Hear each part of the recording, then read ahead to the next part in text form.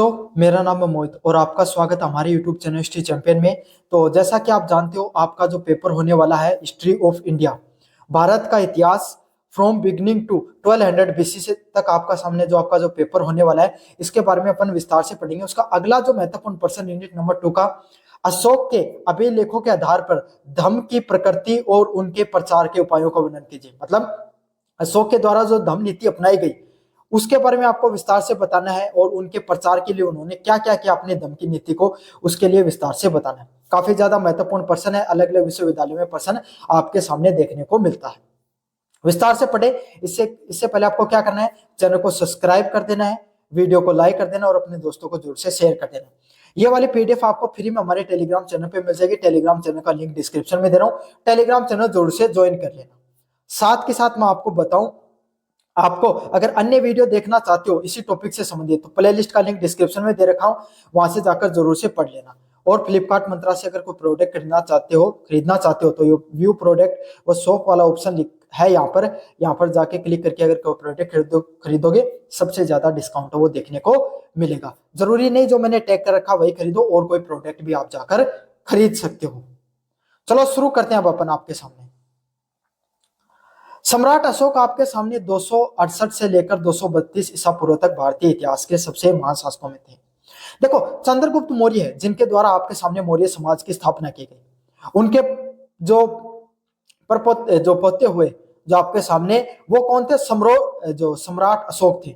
बहुत बड़े कुशल शासक के रूप में जाना जाता है। इनको कहा जाता है कि इन्होंने अपने 100 भाइयों की मृत्यु के घाट उतारकर फिर ये शासन पर बैठे थे। समझ में आ गया आपके सामने।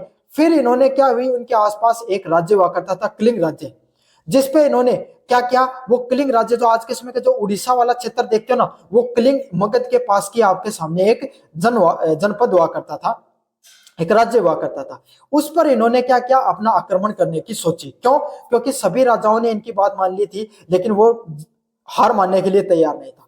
यह आपके सामने कलिंग के युद्ध में जाते हैं और वहां पर क्या करते हैं, बहुत बड़ा नरसंहार देखने को मिलता है। अशोक सम्राट आपके सामने युद्ध के मैदान में जब विजय होने के बाद में युद्ध के मैदान से गुजरते हैं और देखते हैं कि हजारों की संख्या में लोग क्या हो गए हैं, मृत्यु को प्राप्त कर चुके हैं इस युद्ध के अंदर, और बहुत से लोग त्राहिमाम हैं, किसी के पैर कटा हुआ है, किसी का हाथ कटा हुआ है। ये सब देखकर उनका मन है विचलित हो जाता है और तब से वो ये प्रण लेते हैं कि मैं आज के बाद कभी भी जीवन में युद्ध नहीं करूंगा, और तभी युद्ध से दिग्विजय की जो नीति है उसे धम्म विजय की नीति की ओर मोड़ दिया जाता है। मतलब आज से मैं किसी प्रकार का युद्ध नहीं करूंगा, धर्म की प्रचार प्रसार के लिए अपना पूरा जीवन है उसको लगा दूंगा। और तभी से उनके जीवन में, कलिंग के युद्ध के बाद में उनके जीवन में सबसे महत्वपूर्ण मोड़ आता है, और उसके बाद में वो क्या करते हैं, आपके सामने धर्म की स्थापना पर जोर देते हैं।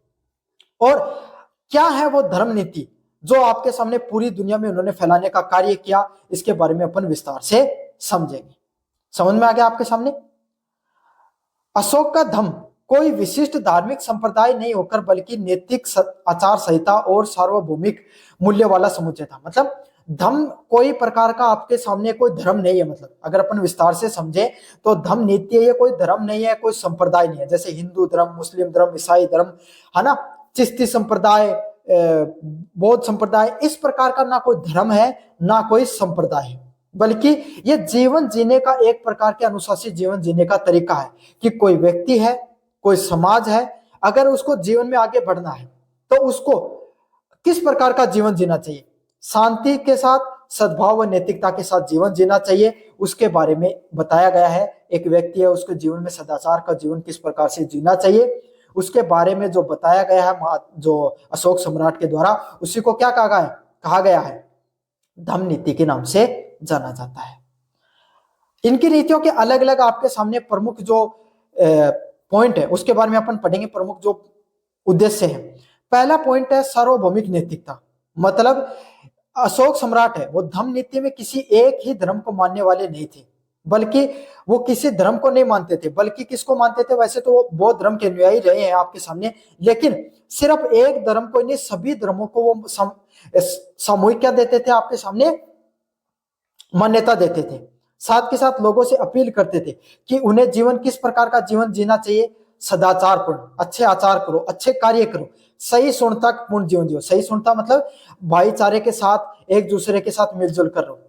अक्सर क्या होता है समाज में, एक संप्रदाय दूसरे संप्रदाय को देखना नहीं चाहता, उनके साथ लड़ाई करते रहते हैं, उनके साथ कटु व्यवहार करते हैं। इसके एकदम विरोध में थे आपके सामने अशोक सम्राट। उनका साफ साफ कहना था,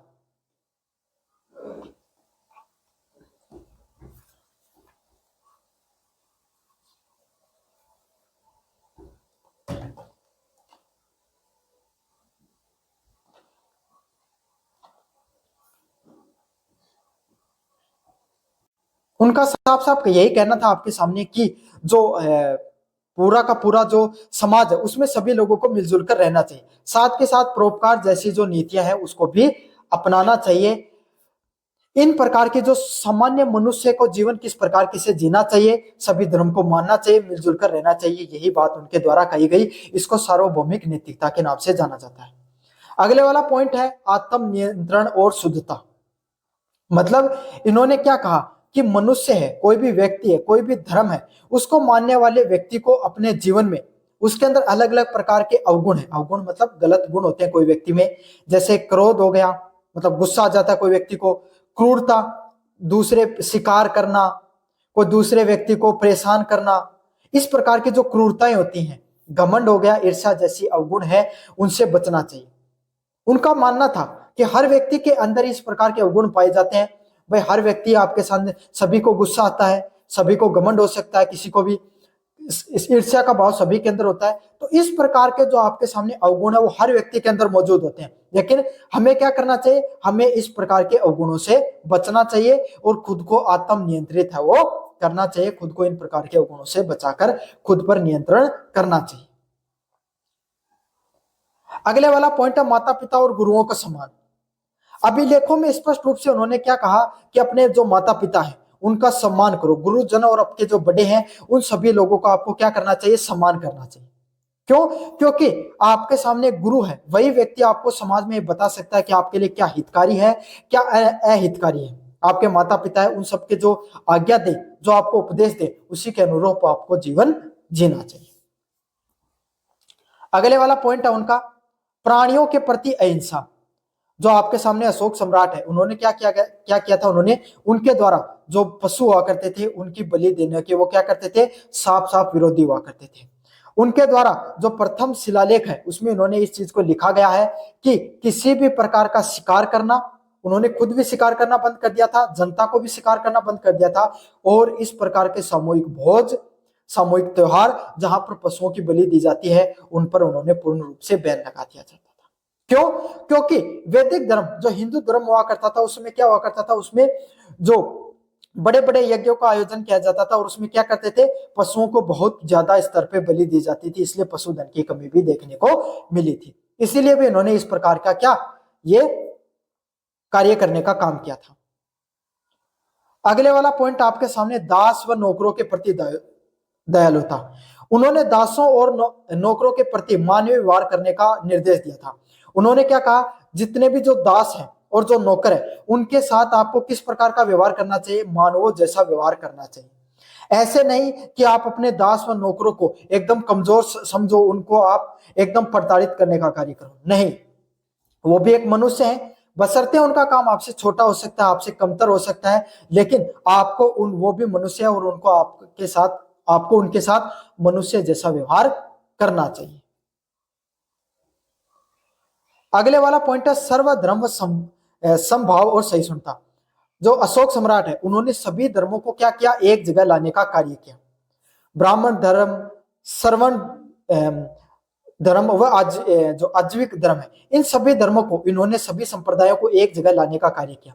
सभी धर्मों को मानते थे, कट्टरपंथी विचार नहीं थे उनको, खुद बौद्ध धर्म को मानने वाले व्यक्तित्व थे, लेकिन सभी धर्मों का सम्मान करते थे, सहिष्णुता का भाव रखते थे, सभी को भाईचारे के साथ रहने का उपदेश दिया करते थे। साथ के साथ सभी लोगों को कहते थे कि जो शोक सम्राट है उनके धम्म में, आपको धम्म नीति में देखने को मिलता है, वो सभी लोगों को ये उपदेश देते हुए नजर आते हैं कि जीवन में आपको किसी भी धर्म को मानो, लेकिन धर्म की कट्टरता से आपको दूर रहना है, सही सुनतापूर्ण आपको जीवन जीना है।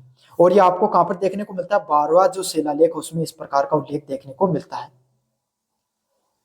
अगले वाला पॉइंट आपके सामने व्यय व संयम और संचय से मुक्ति। धम्म में अपव्यय से बचने के लिए, मतलब अपव्यय क्या होता था, अशोक सम्राट ने, बौद्ध धर्म की एक नीति होती है जिसमें आपको बहुत ज्यादा धन है उसको संचय करके नहीं रखना होता, उसके ज्यादा धन को संचय करना क्या माना गया, पाप माना गया है। तो इसी चीज को ये भी अशोक सम्राट भी कहते थे कि ज्यादा से ज्यादा धन को इकट्ठा करने से आपको बचना चाहिए। जितनी जीवन में वस्तुओं की आवश्यकता है उतनी वस्तुओं को अपने जीवन में रखो, उनका उपभोग करो, और बाकी वस्तुओं को आपको अपने जीवन से दूर रखना है। समझ में आ गया आपके सामने। धर्म के प्रचार के उपाय, उन्होंने धर्म जो नीति है उसके प्रचार के लिए उन्होंने क्या क्या बताया। पहला पॉइंट आपके सामने, अशोक ने अपने धर्म को जन जन तक पहुंचाया था कई अनूठे व प्रभावी उपाय किए। मतलब जो आपके सामने अशोक सम्राट है उन्होंने जो धर्म नीति है उसको उन्होंने अलग अलग प्रकार से कई जो अलग अलग लोगों तक पहुंचाने का कार्य किया। किस प्रकार से उन्होंने अपनी धर्म नीति को लोगों तक पहुंचाया, आज हम पढ़ रहे हैं धर्म नीति को तो कोई कारण होगा। समझ में आ गया। आज भारत से ज्यादा चाइना, मलेशिया, इंडोनेशिया जैसे देश है जिनमें जो बौद्ध धर्म है वो ज्यादा देखने को मिलता है, श्रीलंका जैसे देश में। क्यों? क्योंकि ये देन अशोक सम्राट की थी। किस प्रकार से थी इसको अपन विस्तार से पढ़ेंगे। पहले वाला पॉइंट है शिलालेख व स्तंभ लेखों का उत्कीर्ण करना। यह धम्म के प्रचार का सबसे महत्वपूर्ण माध्यम था। मतलब इन्होंने क्या किया, अलग अलग प्रकार के चट्टानों पर, भाई उस समय कागज पत्रिकाएं कम हुआ करती थी, पढ़े लिखे लोग कम हुआ करते थे, है ना, पढ़ने पर लोगों का कम जोर हुआ करता था। आज की तरह थोड़ी कोई यूट्यूब पे वीडियो बना दिया, कोई सोशल मीडिया पे कंटेंट बना दिया, ऐसा नहीं हुआ करता था। समझ में आ गया। वो क्या करते थे, आपके सामने आम जनता की जो उस समय की भाषा हुआ करती थी, प्राकृत भाषा को, जो बड़े बड़े उनके नगर हुआ करते थे, उनके जो चौराहे हुआ करते थे, उन पे शिलालेखों पर क्या क्या, बड़ी बड़ी चट्टानों पर अपने उपदेशों को लिखाने का कार्य किया, जिनको किस नाम से जाना जाता है, शिलालेखों के नाम से जाना जाता है। साथ ही अनेक गुफाओं में पोलिश करके जो चट्टान हुआ करती थी उस पे स्तंभ लेखों का भी उत्कीर्ण कराया, ताकि जो आम जनता है वो वहां से गुजरे, जब उन नगरों से गुजरे तब उन शिलालेखों को पढ़े और पूरे साम्राज्य में, पूरे राज्य में सभी लोगों तक उनके विचार है वो पहुंच सके। अगले वाला पॉइंट है उनका धम्म महापात्रों की नियुक्ति।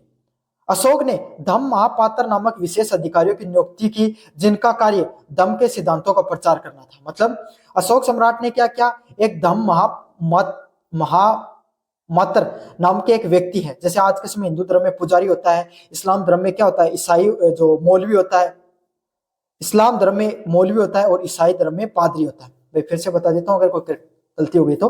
हिंदू धर्म में पुजारी आपके सामने मुख्य होता है, धर्म की रक्षा करने वाला है मंदिर का। जो इस्लाम धर्म उसमें मौलवी होता है, जो ईसाई धर्म है उसमें कौन होता है, आपके सामने पादरी है वो मुख्य होता है।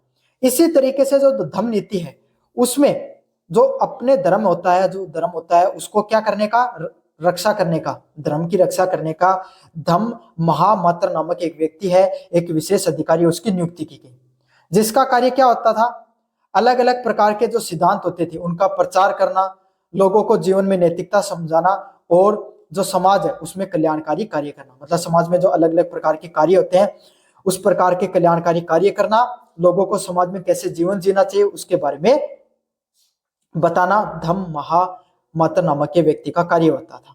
और ये बात कहां पर लिखी गई है, जो पंचम पांचवा जो वर्ध शिलालेख है उसमें ये बात लिखी गई है। वे कैदियों को रिहा करना व धार्मिक अनुदान के लिए प्रबंधन भी करते थे।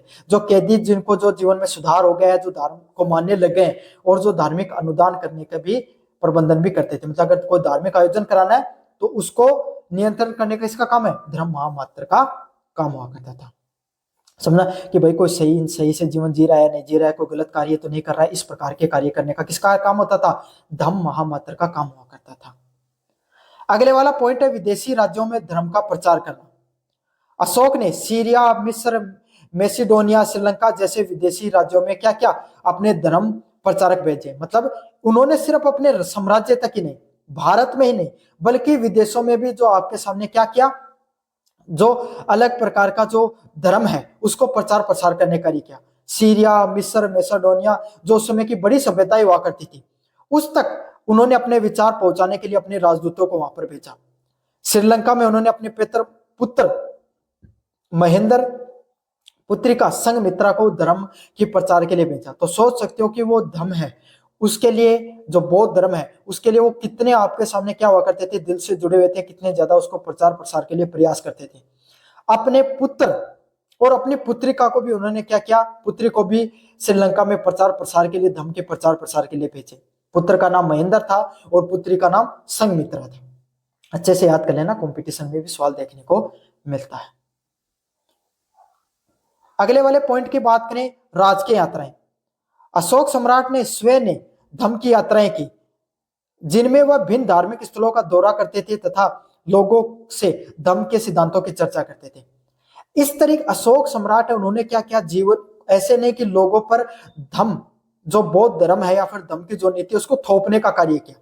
वो खुद भी इस चीज को मना करते थे, वो खुद शिकार नहीं करते थे, खुद नैतिकतापूर्ण जीवन जीते थे, धर्म को मानते थे, भोग विलासिता से दूर रहते थे। तो इससे लोग उनसे प्रेरित हुआ करते थे। साथ के साथ इन्होंने खुद भी जो धम्म है उसकी यात्राएं की, जहां पर वो क्या करते थे, आपके सामने अलग अलग प्रकार के जो धार्मिक स्थल हुआ करते थे वहां पर वो दौरा करते थे। साथ के साथ जो धम्म है उसके जो अलग अलग प्रकार के सिद्धांत है उन पर चर्चा करने का कार्य किया करते थे, जिससे क्या, जो पारंपरिक विहार यात्राओं से भिन्न था, मतलब जो उनकी जो पर्सनल यात्राएं हुआ करती थी ना, उससे अलग प्रकार के धार्मिक यात्राओं पर भी जाते थे। वहां पर लोगों से मिलते, धर्म के बारे में पूछते कि भाई आपका जीवन किस प्रकार से चल रहा है और किस प्रकार से बदलाव किया जा सकता है। अगले वाला पॉइंट है साधारण भाषा का प्रयोग करना। जो अलग अलग प्रकार के अभिलेख हैं उसमें जनता द्वारा आसानी से समझे जाने वाली प्राकृत भाषा व ब्राह्मणी जो लिपि है उसका प्रयोग किया जाता था। मतलब जो अलग अलग प्रकार के शिलालेख है उसमें किस प्रकार की जो भाषा प्रयोग किया जाता था, आम जनता जिस प्रकार की भाषा को समझ सके उस प्रकार की भाषा का प्रयोग किया जाता था। जिसमें आपके सामने मुख्यतः आपके सामने बात करें, ब्राह्मणी जो लिपि है उसका मुख्यतः प्रयोग किया जाता था और खरोड़ी जो भाषा है उसमें उसका प्रयोग किया जाता था। क्यों भाई, मैं आपको एक तो हिंदी में पढ़ाऊं और ये चीज अगर मैं मारवाड़ी में पढ़ाऊं ना तो आपको ज्यादा समझ में आएगी। समझ में आ गया? अगर ये चीजें सारी की सारी चीजें अगर मैं आपको मारवाड़ी भाषा में समझाऊं, अपनी लोकल भाषा में समझाऊं, तो आप ज्यादा चीजों को अच्छे से समझ पाओगे। तो यही है, उन्होंने भी क्या किया, इस चीज को समझा और आम भाषा में क्या क्या करते थे, अपने शिलालेखों को लिखा करते थे ताकि आम जनता वो आसानी से समझ सके। शुभ अवसरों व उत्सवों पर धम्म का उपदेश देना। अशोक ने क्या किया, शाही उत्सव और जो सार्वजनिक समारोह होते थे, आयोजन हुआ करते थे, उसमें धम्म के सिद्धांतों को दोहराने का उपदेश दिया करते थे ताकि सभी जनता है उस तक उनके उपदेश आसानी से पहुंच सके। अशोक का जो धम्म है वो वास्तविक में एक कल्याणकारी जो राज्य है उसकी अवधारणा की एक नैतिक समाज का निर्माण का प्रयास था। मतलब अशोक के द्वारा जो धम्म का जो अवधारणा दी गई उसमें एक नैतिक समाज का निर्माण का उन्होंने प्रयास किया तथा उनका प्रचार प्रसार करने का तरीका भी बहुत ज्यादा शानदार था। तो ये पढ़ लिया भाई, अशोक की जो धम्म नीति है उसके बारे में मैंने विस्तार से पढ़ा दिया है। कैसा लगा वीडियो जोर से बताना, चैनल को जोर से सब्सक्राइब कर देना, अपने दोस्तों को जोर से शेयर करना। धन्यवाद। मेरा नाम है मोहित और आपका स्वागत है हमारे YouTube चैनल हिस्ट्री चैंपियन में। तो जैसा कि आप जानते हो, आपका जो पेपर होने वाला है history of India from beginning to 1200 BC तक का, उससे संबंधित जितने महत्वपूर्ण प्रश्न है वो अपन पढ़ने वाले हैं। अगला महत्वपूर्ण प्रश्न है मौर्य समाज की मुख्य विशेषताओं की विवेचना कीजिए। मौर्य समाज है उसके बारे में विस्तार से पढ़ेंगे कि उनकी क्या क्या मुख्य विशेषताएं होने वाली है। इस वीडियो को शुरू करें, इस प्रश्न को पढ़ने से पहले आपको चैनल को सब्सक्राइब कर देना है, वीडियो को लाइक कर देना है। आप में से 90% बच्चे वीडियो देखते हो लेकिन चैनल को जोर से सब्सक्राइब नहीं करते हो, जरूर से कर दो। सभी बच्चों से रिक्वेस्ट है मेरी, सब्सक्राइब कर दो। ये वाली PDF आपको फ्री में हमारे टेलीग्राम चैनल पे मिल जाएगी, टेलीग्राम चैनल को जोर से ज्वाइन कर लेना। साथ के साथ यहाँ पर कोने में जो व्यू प्रोडक्ट वाला ऑप्शन या शॉप वाला ऑप्शन दिखाई दे रहा है, इस पे क्लिक करके अगर फ्लिपकार्ट मंत्रा से कोई प्रोडक्ट खरीदोगे सबसे ज्यादा डिस्काउंट है वो आपको देखने को मिलेगा। चलो शुरू करते हैं अपन। मौर्य समाज आपके सामने 322 से लेकर 185 ईसा पूर्व तक देखने को मिलता है। और इस समाज में, जो इस प्रशासन में, इस जो साम्राज्य में आपके सामने अनेक जो सबसे बड़े बड़े जो राजा है वो हुए थे। इस जो साम्राज्य है उसकी स्थापना आपको पता है चंद्रगुप्त मौर्य के द्वारा नंद वंश को खत्म करके कौटिल्य की सहायता से हुआ था। जिसमें से जो महापद्मानंद वो आपके सामने जो नंद वंश के आखिरी शासक थे, उसको जो कौटिल्य है उनकी उन्होंने क्या कर दी थी, थोड़ी जो एक बार शासन में बुलाकर, उनके जो सभा में बुलाकर उनकी बेइज्जती कर दी थी। और उस बेइज्जती का बदला लेने के लिए जो कौटिल्य, उन्होंने क्या किया था आपके सामने, उन्होंने बदला लेने के लिए एक युवक को चुना। छोटे उम्र में, बचपन में, बाली उम्र में उन्होंने चंद्रगुप्त मौर्य पे उनकी क्या पड़ती है, नजर पड़ती है, वो उनको तैयार करते हैं और एक दिन उनको बदला लेने के लिए पद्मानंद को हरा देते हैं और वो बनते हैं वहां के क्या, वित्त मंत्री लिखते हैं, बनते हैं। समझ में आ गया? जो मौर्य साम्राज्य है वो छोटा साम्राज्य ने एक पहले भारत का पहला ऐसा साम्राज्य हुआ जिसने क्या लगभग संपूर्ण भारत पे क्या किया था, आपने राज किया था। समझ में आ गया?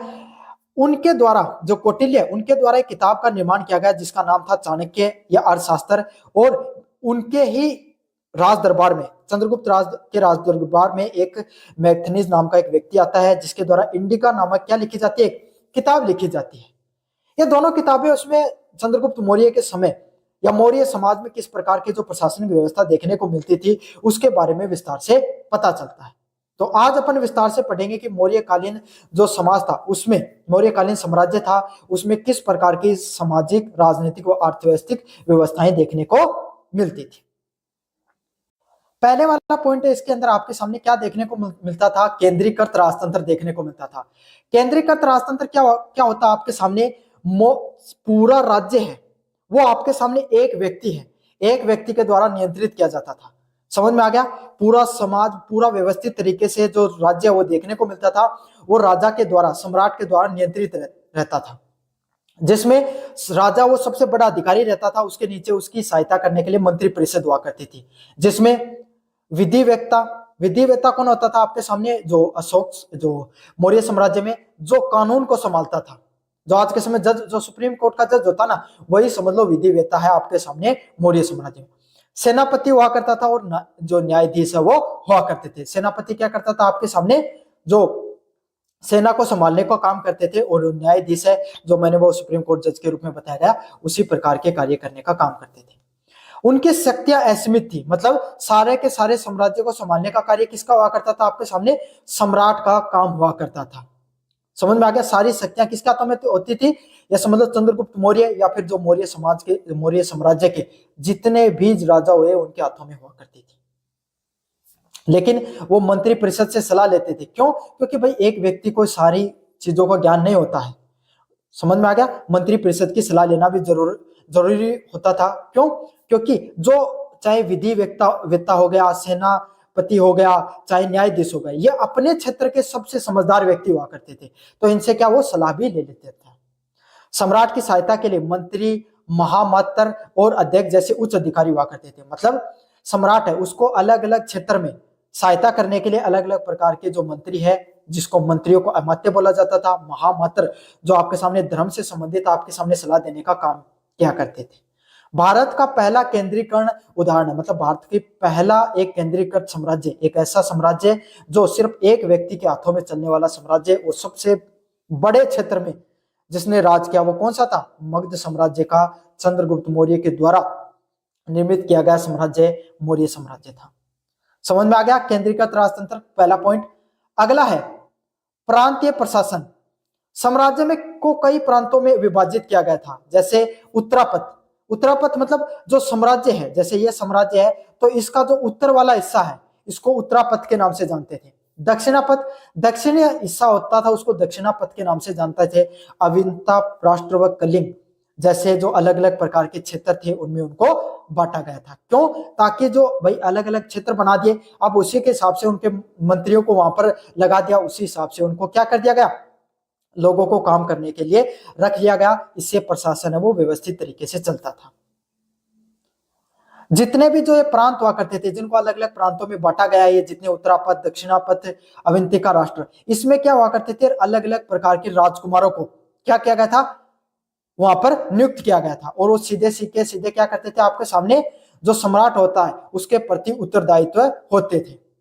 प्रांतों को आगे जिलों, आहार और विषयों में बांटा गया। तो अगर मैं आपके सामने बताऊं तो अलग अलग जो प्रांत हुआ करते थे उनको अलग अलग जिलों में बांटा गया था, जिसका प्रमुख राजुक व प्रादेशिक होता था। मतलब जो अलग अलग प्रांत हुआ करते थे इनको फिर जो बड़े बड़े, जैसे राजस्थान है, राजस्थान का एक प्रांत बना दिया, ये समझ लो, एक उदाहरण बता रहा हूं आपके सामने। अब राजस्थान में आपका जो जयपुर जिला है, दौसा जिला है, शेखावाटी क्षेत्र, ऐसे छोटे छोटे प्रांत में उनमें क्या कर दिए जाते थे, बांट दिए जाते थे। राजस्थान है, इस प्रांत का राजकुमार को क्या बोला जाता था, कुमार बोला जाता था। और ये जैसे जयपुर है, इसका भी प्रमुख बना दिया गया, इसको प्रादेशिक के नाम से जाना जाता था।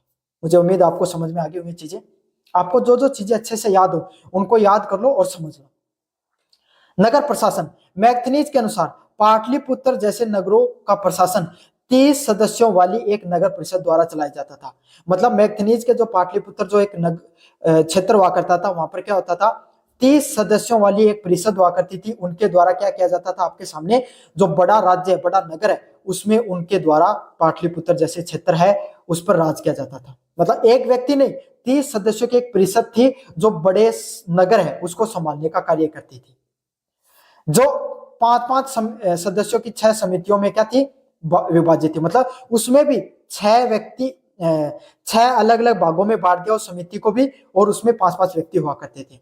उनका क्या कार्य हुआ करते थे, वो सभी लोग क्या करते थे, उद्योग का से संबंधित चीजें करते थे, शिल्प से संबंधित विदेशी जो लोग आते हैं उनकी देखभाल करना, जन्म मृत्यु से संबंधित पंजीकरण करना, इन सब चीजों को देखरेख करने का कार्य करते थे।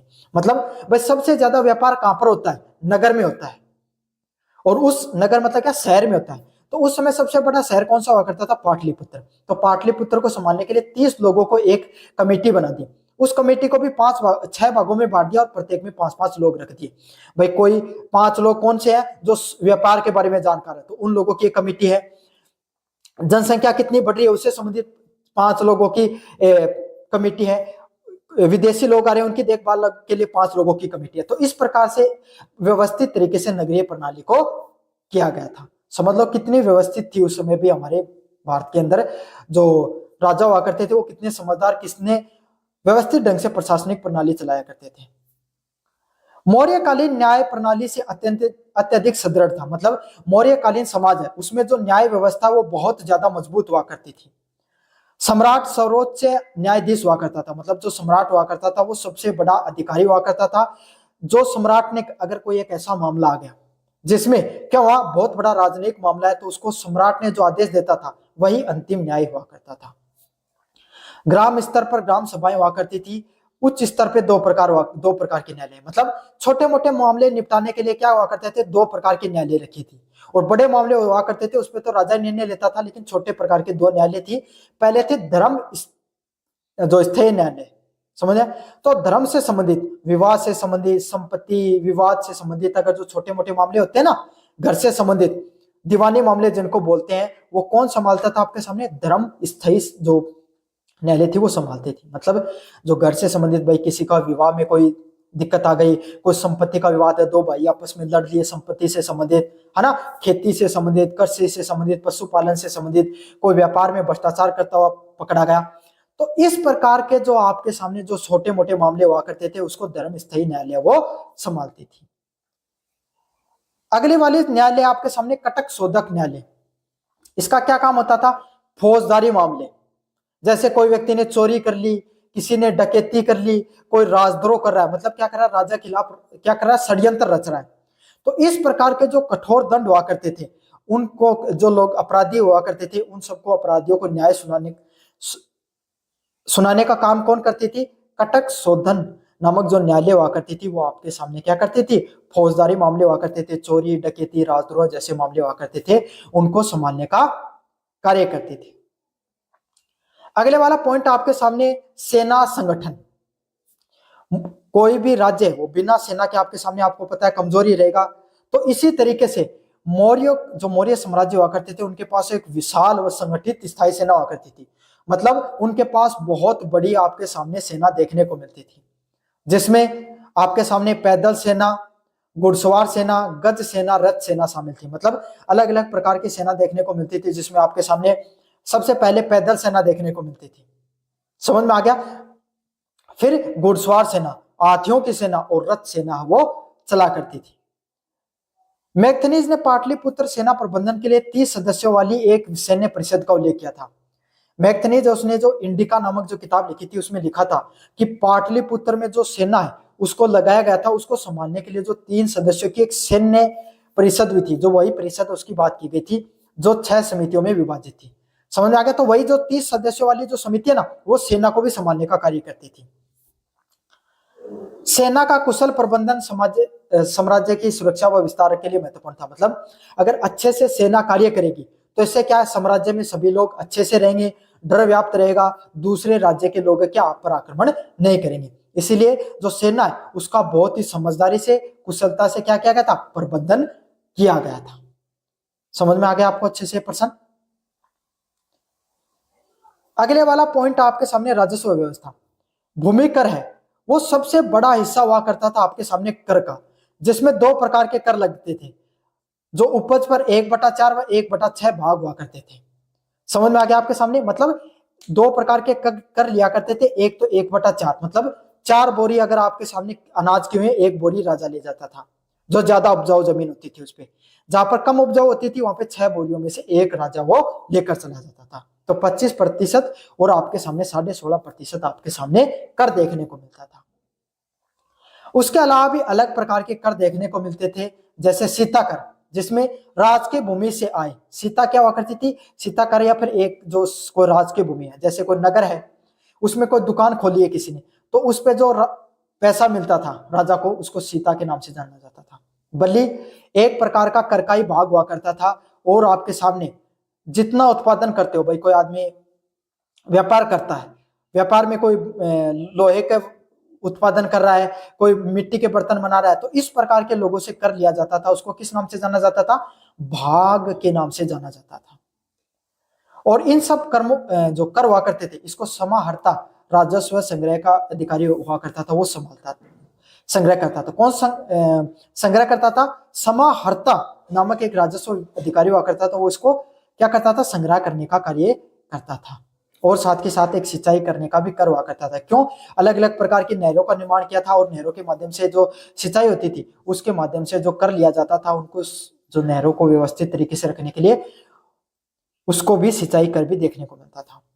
ये समाहर्ता धर्म महापत जो मंत्र है उनका नाम अच्छे से याद कर लेना।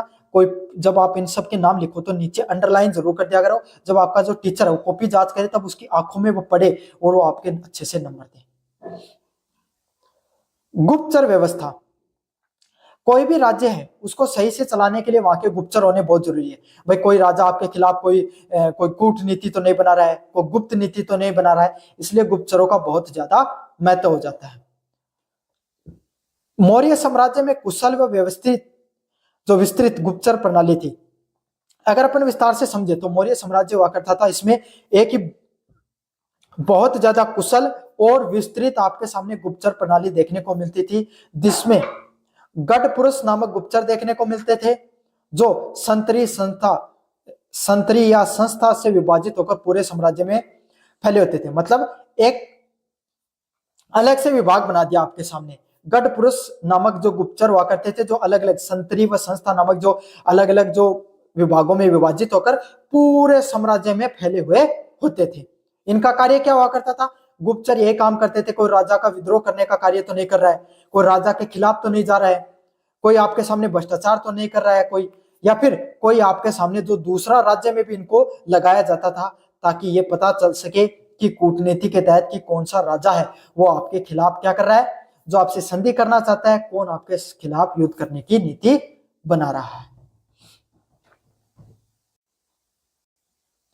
कल्याणकारी राज्य के तत्व, अशोक के शिलालेख हुआ करते थे, उसमें स्पष्ट होता था कि मौर्य शासन में जन कल्याण पर ध्यान दिया जाता था। अशोक सम्राट के जितने भी अभिलेख हुआ करते थे उसमें ये चीज साफ साफ पता चलती है कि जो शासन हुआ करता है उसमें जो जनता है उसका जो कल्याण करने के लिए बहुत ज्यादा ध्यान दिया जाता था। राजा का काम सिर्फ यही नहीं हुआ करता था कि वो शासन को अच्छे से चलाए, बल्कि उसमें जनता है उसकी जो समस्या है उनका भी ध्यान रखे। राजा है उसके द्वारा सड़कों का भी निर्माण किया जाता था, कुएं को खुदवाना, चिकित्सा सेवाएं, और जो आपके सामने धर्म जैसी जो धर्म से संबंधित जो नीतियां हुआ करती थी उसका भी वो ध्यान रखते थे। मतलब जो सड़कों का निर्माण कराना, कुओं को खुदवाना, चिकित्सा सुविधाएं जैसी जो चीजें हुआ करती थी, उनको सभी चीजों को जो कराने का काम किसका हुआ करता था, राजा का काम हुआ करता था। मौर्य प्रशासन है वो आपके सामने एक विस्तृत केंद्रीकृत व कुशल प्रणाली में बटा हुआ कर हो। निष्कर्ष की बात करें तो यही है कि आपके सामने मौर्य साम्राज्य है वो एक बहुत बड़ा था, जो अलग अलग प्रकार की केंद्रीगत जो कुशल प्रणाली उसमें बटा हुआ करता था। साथ के साथ भारत का प्रथम एक प्रकार का ऐसा राज्य था जो क्या था, पूरे भारत में फैला हुआ साम्राज्य था। तो ये था आपके सामने जो मौर्य साम्राज्य है उसकी जो मुख्य विशेषताएं हैं, जो सैन्य प्रशासनिक जितने भी व्यवस्थाएं उसके बारे में विस्तार से मैंने बता दिया। कैसा लगा वीडियो जोर से बताना, चैनल को जोर से सब्सक्राइब कर देना। धन्यवाद बच्चों, मेरा नाम है मोहित और आपका स्वागत है हमारे यूट्यूब चैनल हिस्ट्री चैंपियन में। तो जैसा कि आप जानते हो, आपका जो पेपर होने वाला है history of India from beginning to 1200 BC, उससे संबंधित जितने महत्वपूर्ण प्रश्न है, उसका जो अगला प्रश्न है, जैन व बौद्ध धर्म के उद्भव, शिक्षाएं व प्रभाव की तुलना कीजिए, उसके बारे में विस्तार से पढ़ने वाले हैं अपन।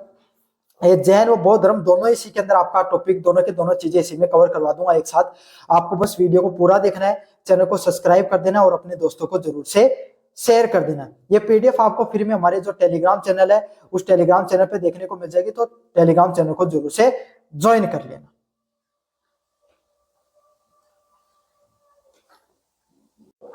टेलीग्राम चैनल को जरूर से ज्वाइन कर लेना। साथ के साथ अन्य वीडियो देखना चाहते हो तो प्लेलिस्ट का लिंक डिस्क्रिप्शन में दे रहा हूं, वहां से जाकर जरूर से देख लेना। साथ के साथ यहाँ पर जो व्यू प्रोडक्ट वाला ऑप्शन है, यहाँ पर जाकर अगर क्लिक करोगे शॉप वाले ऑप्शन पे, तो फ्लिपकार्ट मंत्रा से जो प्रोडक्ट खरीदोगे सबसे ज्यादा डिस्काउंट है वो देखने को मिलेगा आपके सामने। सबसे वाला पहला प्रश्न आपके सामने, जैसा कि आप जानते हो, भारतीय समाज में सबसे पहले जिस धर्म की स्थापना हुई वो कौन सा धर्म था? वैदिक धर्म। वैदिक धर्म में जो हिंदू धर्म जिसको नाम से जानते हैं, जहां पर अलग अलग वेदों की रचना हुई, ऋग्वेद, यजुर्वेद, जो सामवेद व जो अथर्ववेद, इन सभी वेदों में क्या था आपके सामने? जब जो शुरुआती काल था, जब ऋग्वेदिक काल था, उस समय आपके सामने देखने को मिलता है कि जो धर्म है वो प्रकृति से संबंधित है। पशुपालन मुख्य कार्य हुआ करता था, और जो मनुष्य, जो इंसान है, जो है, वो छोटे छोटे जनों में जन्म रहता था या कबीलों में रहते थे आपके सामने। उनकी जनसंख्या मात्र हजारों में हुआ करती थी, लेकिन वक्त बदलता चला गया। जन है वो जनपद बदल गए, जनपदों में बदल गए, जिससे क्या हुआ आपके सामने? जो राजा है उसकी शक्तियों में वृद्धि हुई।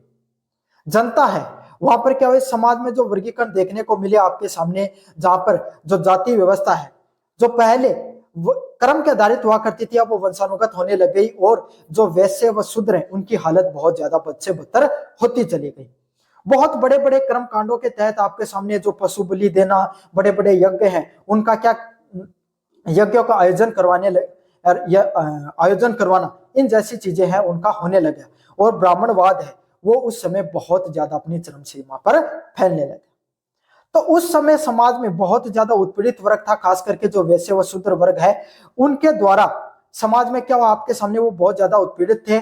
तब भी क्षत्रिय समाज के दो आपके सामने योद्धा, दो व्यक्ति हैं, महावीर स्वामी व आपके सामने जो महावीर बुद्ध हैं, दो व्यक्ति हैं जिन्होंने दो अलग धर्मों का निर्माण किया। एक ने जैन धर्म, दूसरे ने बौद्ध धर्म का निर्माण किया, और 36 ईसा पूर्व के आसपास दोनों धर्मों का क्या होता है आपके सामने? निर्माण होता है। और खास करके इससे क्या हुआ? इनका मुख्य उद्देश्य यही था, समाज में सभी वर्गों को एक जगह लाया जाए। जो समाज में जो कर्म कांड, बलि प्रथा, जो जातिगत व्यवस्था देखने को मिलती थी, उसमें थोड़ी जो लचीलापन लाया जा सके, समाज में सभी लोगों को एकजुट करने का, जो अत्याचार हो रहा है समाज में उनको कम करने का इन पे क्या था? प्रयास था। ये दो अलग प्रकार की विचारधाराओं से जुड़े हुए धार्मिक व दार्शनिक आंदोलनों में से एक थे, जो पहले आंदोलन देखने को मिलता है। तो उद्भव की बात करें अगर दोनों की, तो सबसे पहले अपन बात करते हैं जैन धर्म की। जैन धर्म में कुल 24 तीर्थकार माने जाते हैं, पहले पार्श्वनाथ से लेकर अंतिम जो आपके सामने कौन है? महावीर, प्रथम आपके सामने जो ऋषभ देव देखने को मिलते हैं, पार्श्वनाथ का नाम ले दिया था मैंने आपके सामने, पहले ऋषभ देव हैं या आदिनाथ जिनके नाम से जाना जाता है जिनको, और अंतिम आपके सामने महावीर स्वामी है, जिनको वर्धमान के नाम से भी जाना जाता है, जिन्होंने 599 से लेकर 527 ईसा पूर्व तक उनका जीवन रहता है। इनका जीवन बिहार के वैशाली में हुआ था, और इन्होंने क्या आपके सामने, उनके जन्म के समय इन्होंने 30 वर्ष की आयु में अपना घर त्याग दिया था, और कुल 12 वर्ष तक इन्होंने क्या की थी? अलग अलग जाकर तपस्या की, और फिर इन्होंने एक धर्म का निर्माण किया। उसका नाम क्या था? जैन धर्म था। समझ में आ गया आपके सामने? अगला धर्म है बौद्ध धर्म। बौद्ध धर्म से शायद हर व्यक्ति वाकिफ होगा। बौद्ध धर्म है ये भी हिंदू धर्म से निकलता है, जहां पर जो महावीर स्वामी, जो महावीर बुद्ध है, उनका बचपन का नाम सिद्धार्थ हुआ करता था। ये भी मगध साम्राज्य के आसपास, जो नेपाल के आसपास का जो क्षेत्र है, वहां के आपके सामने क्या हुआ करते थे? वहां के इनके नेपाल या बिहार के आसपास का जो क्षेत्र है, यहाँ पर इनके पिता है वो राज किया करते थे। इनके पिता का मानना था कि मेरा पुत्र बड़ा होकर क्या बनेगा? एक बहुत बड़ा सम्राट बन सकता है, या फिर एक बहुत बड़ा क्या बन सकता है आपके सामने, संत बन सकता है। इस प्रकार की भविष्यवाणी की गई थी सिद्धार्थ के लिए। इसीलिए उनके पिता है वो चाहते हैं कि उनका पुत्र बहुत बड़ा सम्राट बने, इसीलिए वो उनको क्या रखते थे, कभी भी महल से बाहर नहीं जाने दिया करते थे। एक वक्त आता है जब उनकी आयु लगभग जब 27-28 साल की उम्र होती है, उनके विवाह कर दिया जाता है, उनका दाम्पत्य जीवन, विवाह जीवन भी अच्छे से चल रहा होता है। एक दिन उनके मन में आती है कि ये सिर्फ जीवन क्या इस महल तक ही है, क्या इससे बाहर भी कोई जीवन है। तो इससे वो बाहर जाने का, और अपने पिता को कहते हैं कि मुझे बाहर का जीवन भी देखना है कि आम जनता किस प्रकार से रहती है। तब कहते हैं कि जो महात्मा बुद्ध है, सिद्धार्थ है जिसमें उनका नाम सिद्धार्थ हुआ करता था, उनके लिए नगर में एक बहुत बड़ा एक जो पूरा पथ है उसका निर्माण किया गया, और उसके आसपास गरीब व्यक्ति किसी को नहीं रखा गया। बहुत बड़ा एक आयोजन किया गया, एक तरीके से समारोह किया गया। लेकिन उसी बीच में वो एक, क्योंकि भाई आपको पता चाहे कितने आप लोगों को हटा लो, लोग राजकुमार को देखने के लिए सभी आते हैं। तब जैसे आपके सामने जो एक व्यक्ति है वो गुजरता है और उसकी हालत थोड़ी अच्छी नहीं होती है, थोड़ा बूढ़े टाइप का, तो वो उनसे पूछता कि भाई ये व्यक्ति कौन है। तब वो बताते हैं कि इस व्यक्ति की ऐसी हालत क्यों है। वहां सिद्धार्थ पूछते हैं अपने रथ से चलाने वाले से, तो उनको बताया जाता है ये बूढ़ा व्यक्ति है। जीवन का एक ऐसा एक समय आता है जब इंसान की इस प्रकार की हालत हो जाती है, जो बीमार हो जाता है, शरीर है वो स्थूल हो जाता है, उतना एक्टिव नहीं रहता है। ये जो चमक दमक है वो शरीर की चली जाती है। वो सोचकर बड़े आश्चर्य में पड़ जाते हैं। फिर वो और आगे जाते हैं तो आपके सामने एक शव की यात्रा निकल रही होती है। ये फिर से आपके सामने जो सिद्धार्थ है उसके मन में ये आता है कि भाई ये क्या है। तो वो उनको बताया जाता है कि इंसान का अंतिम समय होता है, इस संसार को सब कुछ छोड़ के जाना है, और ये हर उस व्यक्ति की अंतिम यात्रा है। ये बात सोचकर आपके सामने जो महात्मा बुद्ध है उसका दिमाग चकरा जाता है, और 29 वर्ष की आयु में वो अपने संगी साथियों के साथ क्या करते हैं, घर को त्याग देते हैं। और कुल उन्होंने जो 5 से 6 वर्ष तक क्या की थी, आपके सामने जो वट वृक्ष के नीचे आपके सामने उन्होंने अपने ध्यान लगाते हैं, और फिर आपके सामने उन्हें जो ज्ञान की प्राप्ति होती।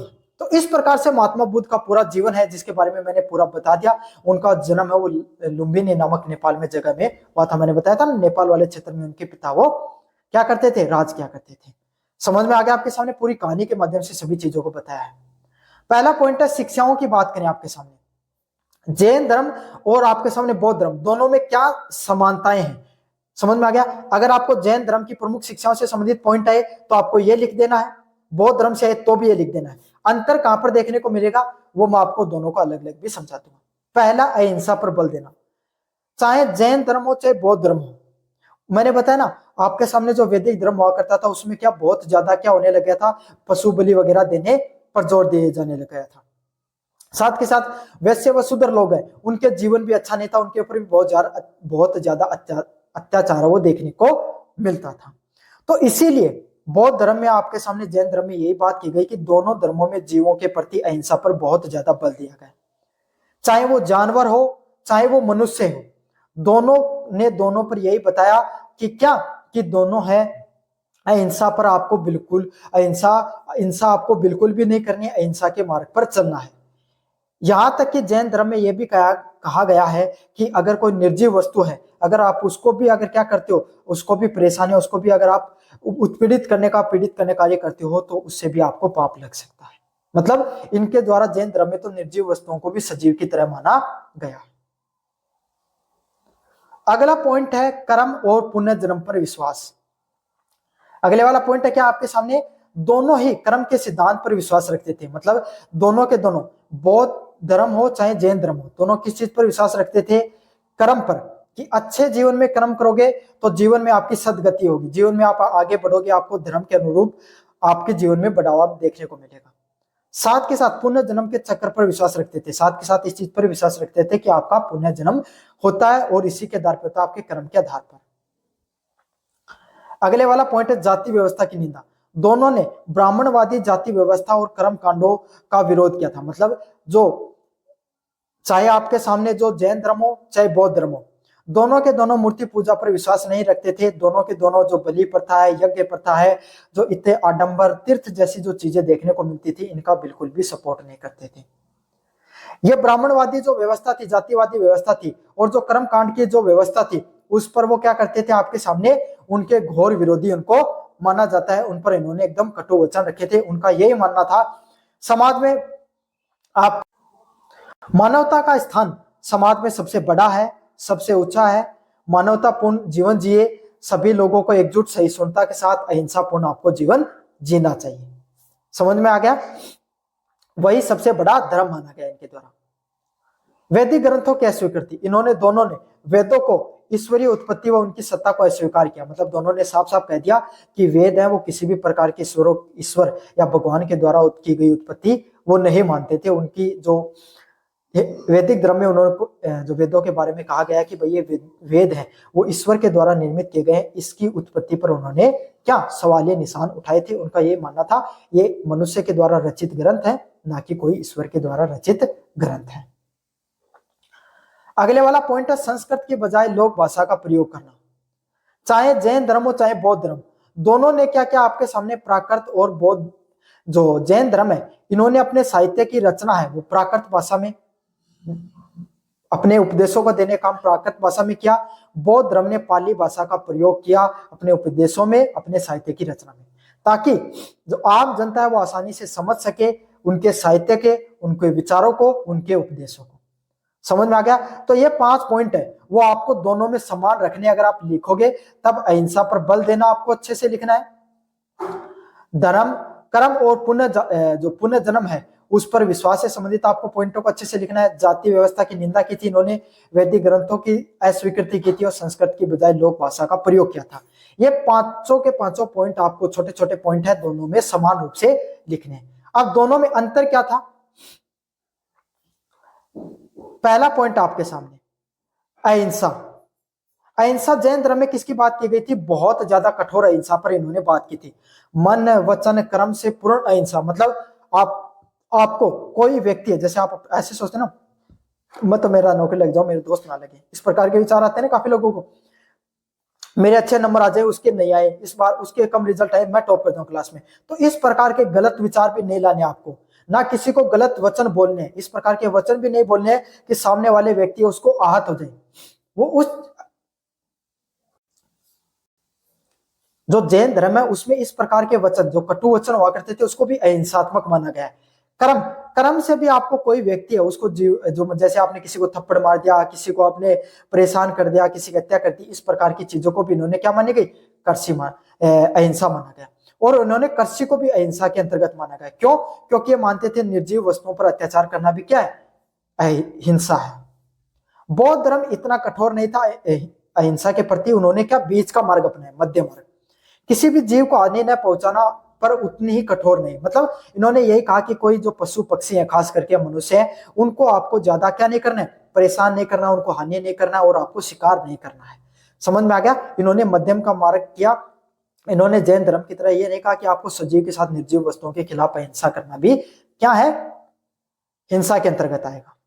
मोक्ष, कैवल्य प्राप्ति, ज्ञान दर्शन चरित्र शरीर आदि को कष्ट देकर शुद्धि का पर बल दिया। मतलब इनका मानना था आपको ज्ञान भी प्राप्त करना है, आपको उपदेश भी सुनने हैं, अपने चरित्र को भी अच्छा बनाना है और खुद की शुद्धि भी रखनी है। मतलब गलत विचार नहीं रखने हैं, गलत विचार नहीं सोचने हैं, भगवान के विचारों में आपको हमेशा खोए रहना है। इस प्रकार शरीर को कष्ट देकर आपने क्या किया जाता है? जैन धर्म में ईश्वर की प्राप्ति की जाती है। आपने देखा होगा ना, कैवल्य की प्राप्ति करते हैं काफी दिन तक, जो अंतिम समय आता है जैन धर्म में, तो लोग काफी दिनों तक क्या नहीं करते? भोजन ग्रहण नहीं करते हैं। होता नहीं आपके सामने? तो यही है, यही उनका मोक्ष प्राप्त करने का तरीका है।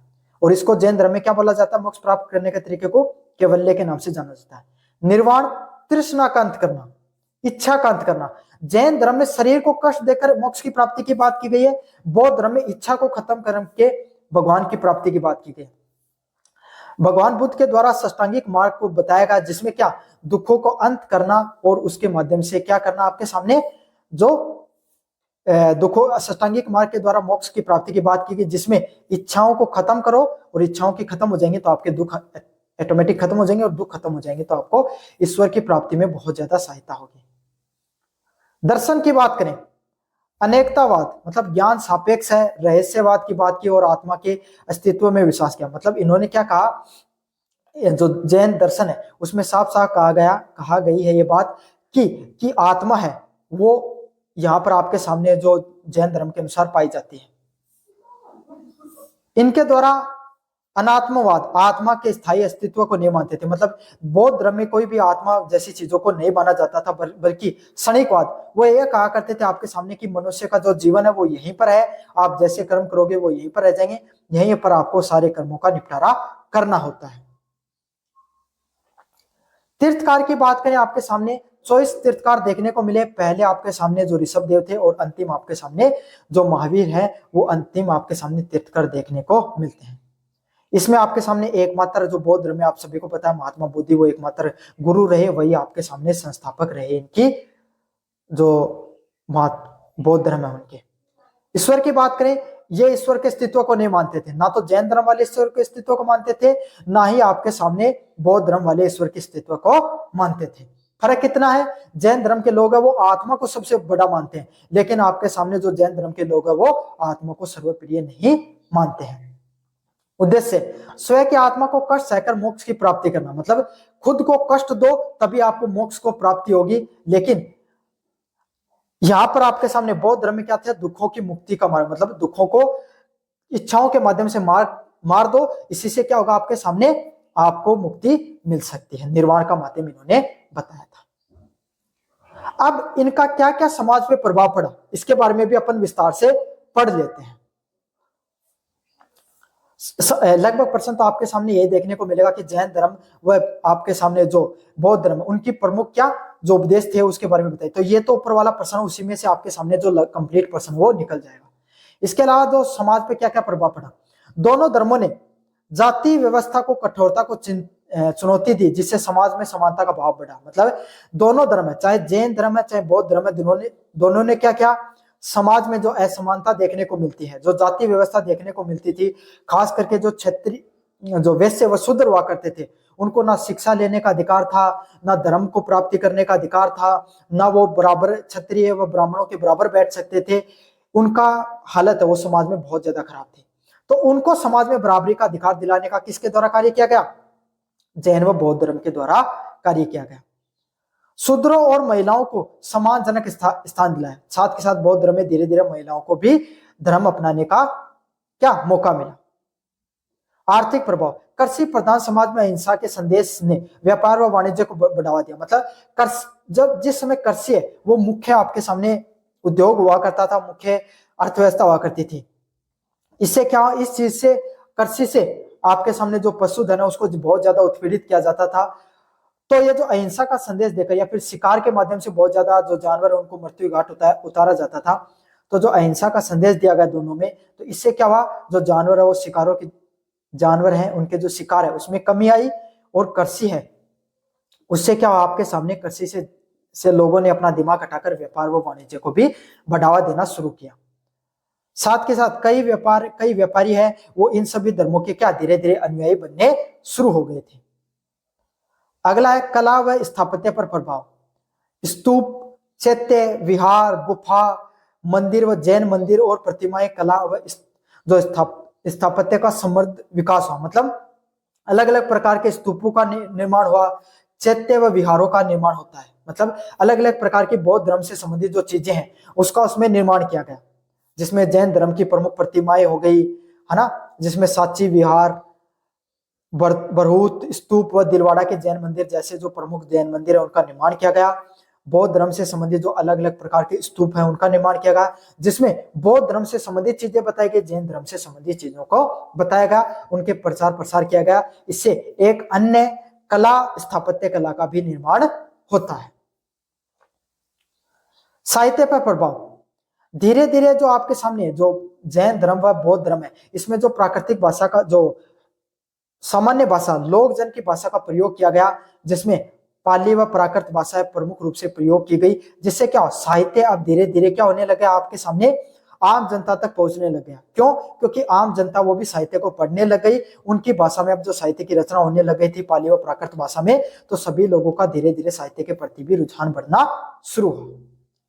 दार्शनिक प्रभाव की बात करें, इन धर्मों ने कर्म कांड के स्थान पे नैतिक विचार, तर्क और व्यक्ति की मुक्ति पर जोर दिया।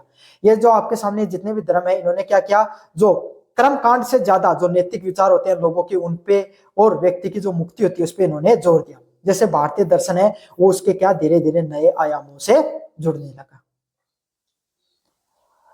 अब आपके सामने बहुत जो इनसे संबंधित जितने भी मुख्य पॉइंट थे, बौद्ध धर्म और जैन धर्म से संबंधित दोनों मैंने बता दिया। अब आपके दोनों अच्छे से क्लियर हो गए हैं।